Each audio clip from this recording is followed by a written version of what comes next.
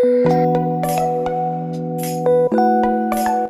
afternoon, teachers. So I am Elaine Joy Asbantilio, an applicant for Social Studies. So please allow me to start. Good afternoon, students. So for today's lesson, we will talk about the self from various perspectives. But before that, let me distribute to you these following handouts that will serve as your guide as we go through the discussion. Okay, please distribute.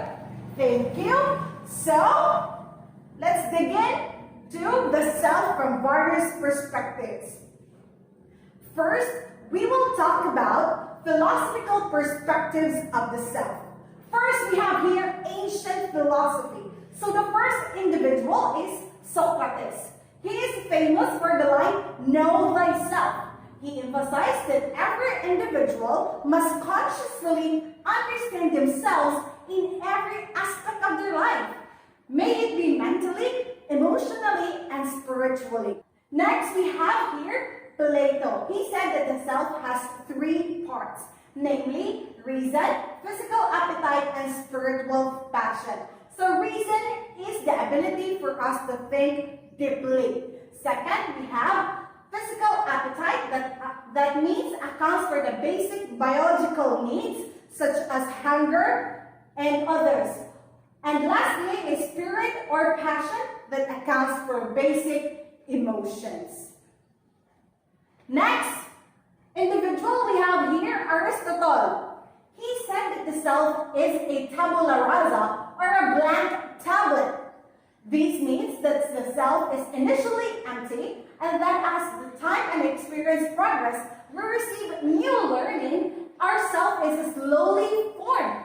According to him, the development of the self is a continuous process of developing and becoming. Every experience, whether good or bad, has created an impact to what we are today. So we are what we are doing.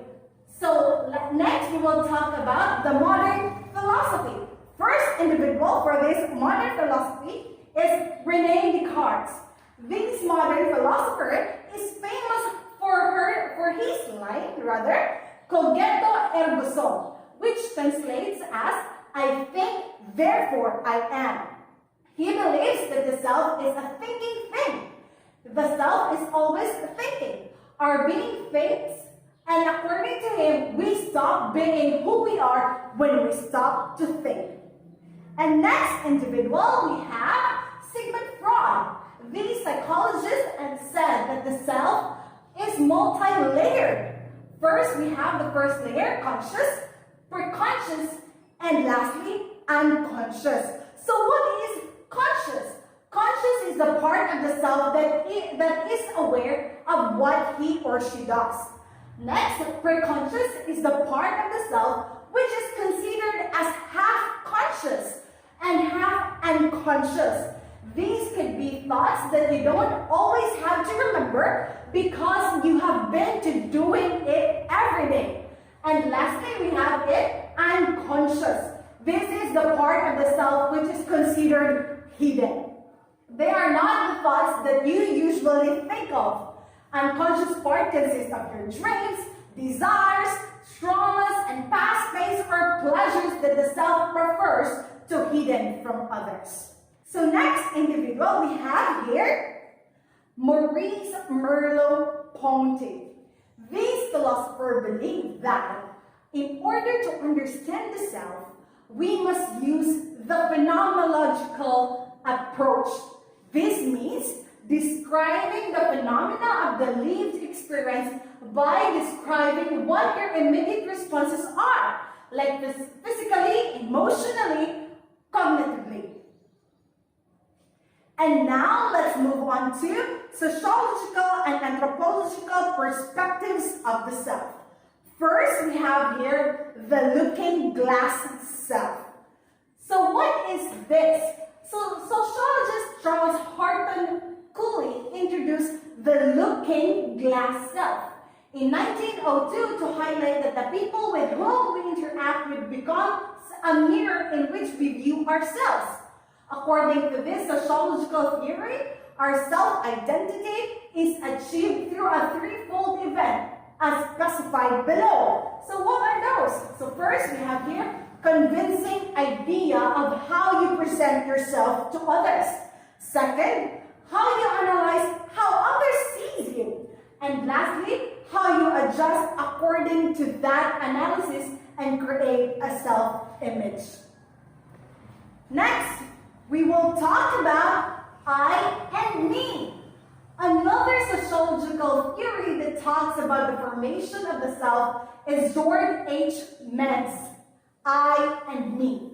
He supports the view that person develops a sense of self through social interaction, not the biological preconditions of that interaction. So what do you mean by I? So I is the subjective element and the active side of the self. It represents spontaneous and unique traits of the individual. These refer to your usual reaction behavior towards a specific event, like crying when sad, screaming when afraid, and others. Next, what is me? So me is the element of the self that represents the demands of other people and individuals' awareness, of those demands. Example, who would be controlling one's crying when you're in front of other people, or being silent when attending class or going to church. So next, we have the self as embedded in culture.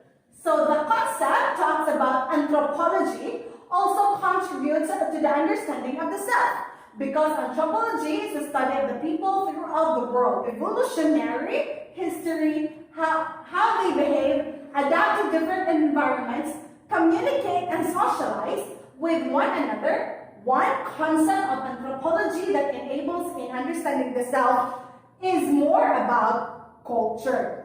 Therefore, man is defined by his genetic potential shaped into actual accomplishments, which is made possible by culture. Next topic we have psychological perspective of the self. So first we have Sigmund Freud's construction of self and personality. He argues that the mind is composed of three structures through which the personality is formed. So what are those structures? So the id refers to the component of the personality characterized by its need to satisfy basic urge and desires and demands instant gratification. Next, the ego or I is the only region of the mind in contact with reality. It is governed by the reality principle, which it tries to substitute for pleasure principle of the id.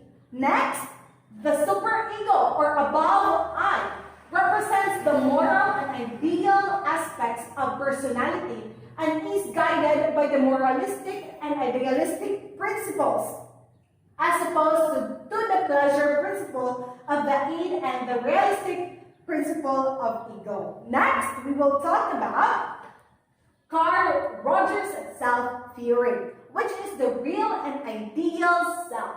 Rogers suggests two components of self-concept, the real self and the ideal self. So what is real self? So the real self consists of all the ideas, including the awareness of what one is and what he or she can do. On the other hand, the ideal self is one's conception of what he or she should be. This includes what he or she aspires to be, he or his goals, and ambitions in life. In Rogers' view, the closer of ideal self to the real self, the happier the individual becomes. When the real self is far from the ideal self, the individual becomes unhappy and dissatisfied. Any question? Clarification or violent reaction? Okay, none. Very good. So now I'm going to test what you've learned from this topic. Okay, please get one whole sheet of paper for this written word. Okay, number 1, 2, 3, 4, 5, 6, 7, 8, so direction, answer the given question below through constructing an essay composing of 300 words with this question. How I understand myself and what led up to this self. Okay, I will give you 20 minutes to answer this essay. Proceed. Okay, time is up. Pass your paper. Okay, thank you. So next, we have individual presentation. Individually present and share in class the 3 things you've learned about yourself from this topic and how these will help you to develop yourself and your identity. Okay, group yourselves into 5 and share ideas, brainstorm. Then, I will give you 10 minutes to do that brainstorming. Then we will proceed to this presentation. Okay, go, proceed. Okay, time is up. So, we will now conduct our presentation. Okay, thank you. Job well done. That would be all for today's discussion. Goodbye, class.